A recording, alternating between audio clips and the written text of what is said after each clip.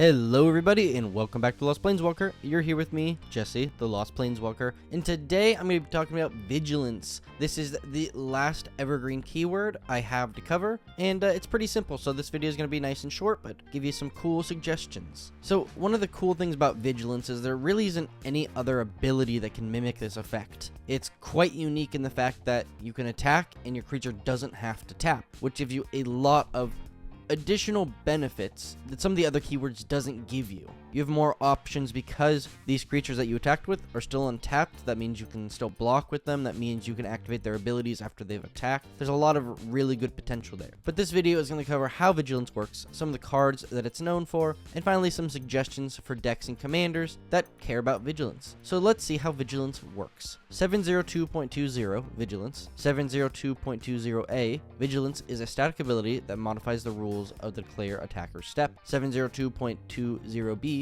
attacking doesn't cause creatures with Vigilance to tap. C rule 508 declare attacker step, and 702.20c multiple instances of Vigilance on the same creature are redundant. So that's it. Vigilance just means when you attack, it doesn't tap, which is very cool. But yeah, Vigilance provides some uniquely powerful effects by letting you keep attacking creatures up for blocking. One of the most fundamental rules about attacking is that you have to tap those creatures, and they can't block on the crackback. But Vigilance removes that element, allowing you to direct the game based on your board state. Now that we have the basics of Vigilance, let's look at some commanders that care about Vigilance and some of the cards that are worth adding to your deck. So starting out with those commander creatures, we have Avacyn, Angel of Hope, Rick, Steadfast Leader, and Atraxa, Creator's Voice. One of the things I'm going to say right now is that you will notice that there are a lot of angels with Vigilance, which is not the only keyword that pretty much every angel is printed with, also flying. So it becomes a very powerful, large in the air attacker and blocker. But Avacyn, Angel of Hope, 5, wait, legendary creature angel with flying, Vigilance, and indestructible, and other permanents you control have indestructible. Avacyn is by far my favorite creature card. She's just amazing, and she's really powerful, and yeah, she does what an 8 mana card should do. You know, her and Craterhoof Behemoth are, you know, where it's at. Everything you have is indestructible, so now you're just swinging with everything every turn. Rick, Steadfast Leader, 2 white, legendary creature human soldier with as Rick enters the battlefield, choose 2 abilities from among First Strike, Vigilance, and Lifelink. Humans you control have each of the chosen abilities. As long as you control 4 or more humans you control get +2/+2. Rick, very powerful commander here, gives you a very nice choice of First Strike, Vigilance, or Lifelink, but he also buffs them. So maybe after he buffs them, you're going to want them to have Vigilance so that they can attack and stay up for blocks as well. And Atraxa, Creator's Voice, green, white, blue, black, legendary creature angel horror with flying, Vigilance, Death Touch, and Lifelink. And at the beginning of your end step, you proliferate. Obviously, this is the #1 commander of all time right now. She is super powerful. Vigilance is among one of those keywords, and I don't want to say they're all as powerful, but they all provide some value to this card that makes it as good as it is. Next 3 commanders we have here: Voja, Jaw of the Conclave, Aurelia the War Leader, and Akroma, Vision of Ixidor. First up is Voja, Jaws of the Conclave, 2 red, green, and a white legendary creature wolf with Vigilance, Trample, and Ward 3. Whenever Voja, Jaws of the Conclave attacks, put X +1/+1 counters on each creature you control, where X is the number of elves you control, and draw a card for each wolf you control. This is a very new and powerful commander from the Murder at Karlov Manor set. This was one of those pre-release promos you got from the pre-release kits, and it's pretty sick. I mean, this commander has protection, it's got trample, it gets bigger for all the elves, you draw a bunch of cards for all the wolves. So really, your goal is just to play as many elves and wolves as possible, and this commander just works as an engine, giving you more and more value and putting counters on all your stuff. So, very cool commander. But yeah, Vigilance matters here. You're attacking with a giant creature, and you want that giant creature to stay back in order to block. Aurelia the War Leader, 2 red, white, legendary creature angel with flying, Vigilance, and haste. Whenever Aurelia the War Leader attacks for the first time each turn, untap all creatures you control. After this phase, there's an additional combat phase. Aurelia is there.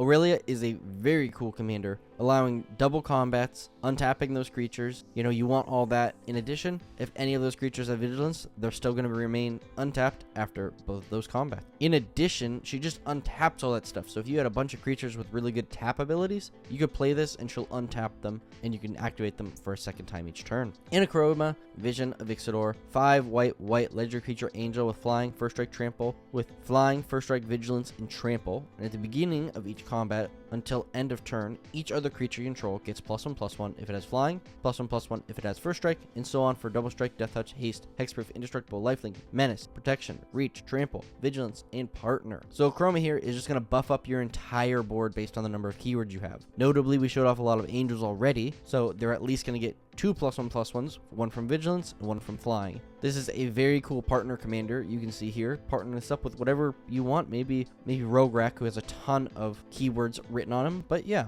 So with that out of the way, let's start looking at some other good cards in general that are just great, that have or care about giving your creatures vigilance. So starting out here, we have Questing Beast, Sun Titan, and Akroma's Will. Questing Beast is 2 green legendary creature beasts with vigilance, death touch, haste. Questing Beast can't be blocked by creatures with power 2 or less. Combat damage that would be dealt by creatures you control can't be prevented. And whenever Questing Beast deals combat damage to an opponent, it deals that much damage to target planeswalker that player controls. Lots of words here. Notably, one of them is vigilance, and I do believe that's why Questing Beast is one of the most powerful cards here. You can play this early in green, get this out, it can't be blocked by anything, and it stays as a blocker to protect your board until the next turn. You get some other big things out there. Sun Titan, 4 white creature giant with vigilance. Whenever Sun Titan enters a battlefield or attacks, you may return target permanent card with mana value 3 or less from your graveyard to the battlefield. This is a 6/6 that gives you recursion and vigilance. I mean, this thing is a wall. I can't tell you how many times I've played Sun Titan, and it's on the board. People have to decide, well, are they going to lose their creatures trying to get in, or, do they just stay away because Sun Titan is there protecting me? And Akroma's Will, 3 and a white, instant. Choose one. If you control commander, as you cast this spell, you may choose both. Creatures control gain flying, vigilance, double strike until end of turn, or creatures control gain lifelink, indestructible protection from all other colors until end of turn. Notably here, this is usually a game ender, meaning that the vigilance isn't really going to matter too much because you're just going to win the game. But on the off chance that you can't knock everybody out,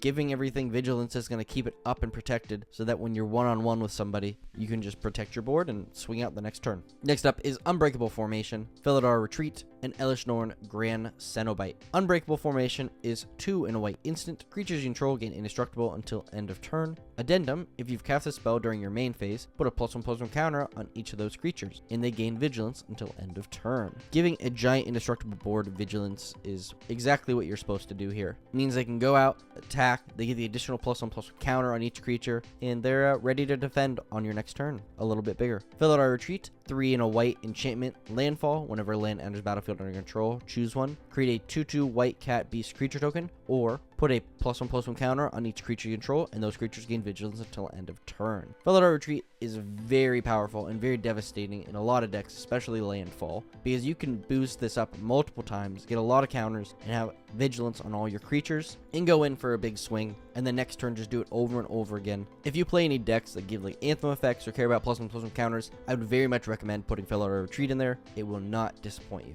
And Elesh Norn Grand Cenobite, 5 white legendary creature creator with vigilance. Other creatures you control get +2/+2, and other creatures your opponents control get -2/-2. One of the best things about Elesh Norn here is her vigilance. She has a giant butt, so she can take a ton of damage coming her way, but that also means she can attack really well with vigilance because she can stay up and block on her next turn. In addition, she makes everything else weaker, so it's much easier for her to block. So next 3 cards here, we have Adeline Resplendent Cathar, Endrazor Forerunner, and Brave the Sands. Adeline Resplendent Cathar, 1 white, legendary creature human knight with vigilance. Adeline Resplendent Cathar's power is equal to the number of creatures you control, and whenever you attack each opponent, create a 1/1 white human creature token that's tapped and attacking that player or planeswalker they control. Now, while Adeline here might be the opposite of Elesh Norn, while having a fixed defense of only 4, her attack power can get very big, meaning that if you don't decide to attack with her, but attack with other things to get those tokens on the board, you could have a very big blocker that can also swing through because nobody wants to lose their best stuff, and then have something great to block with.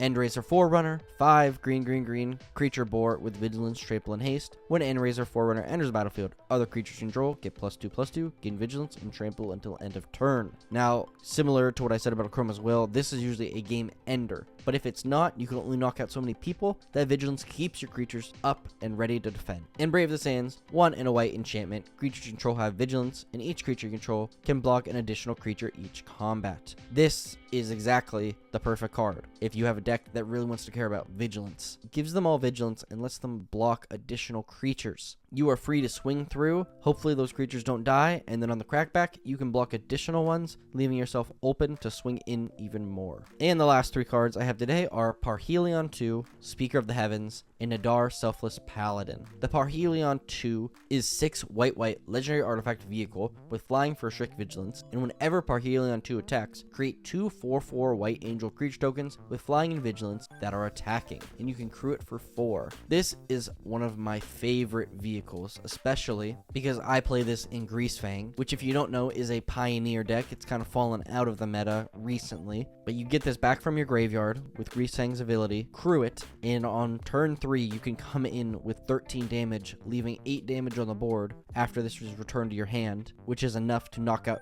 an opponent unless they can do anything about it. Very powerful card.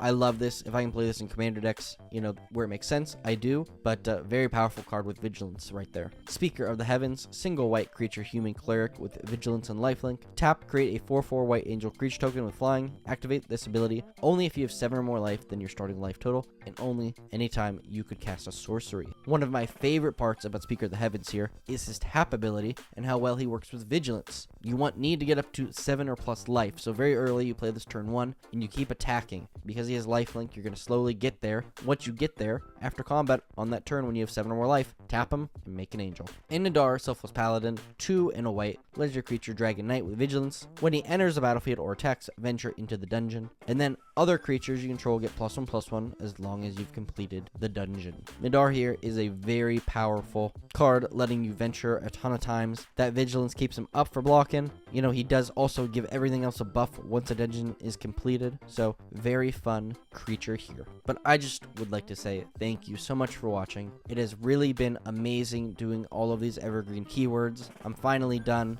I hope you have enjoyed this series, if you've checked out a bunch of them, or maybe this is your first one. I plan on doing more of them in the future, but right now I need to take a break from these once the series is kind of wrapped up and work on some new stuff. This is kind of the series that got my channel started, was the videos that got the first big hits, and it's really meant a lot. Maybe in a couple years I can come back and kind of remake them and update them and make them more splashy and fun and whatnot with new techniques, but for right now, this is the best I got. So continue to always learn and improve. But, just want to say thank you so much for watching. What are some of your favorite cards that have vigilance? I would love to hear in the comments down below. In addition, if you please leave a like, share this video with a friend, and subscribe. That would mean the world to me. So thank you. And today's Scryfall card of the day is Mana Drain. Enthusiasm is no match for preparation. Thank you so much for watching, and as always, I'll see you later, Planeswalkers.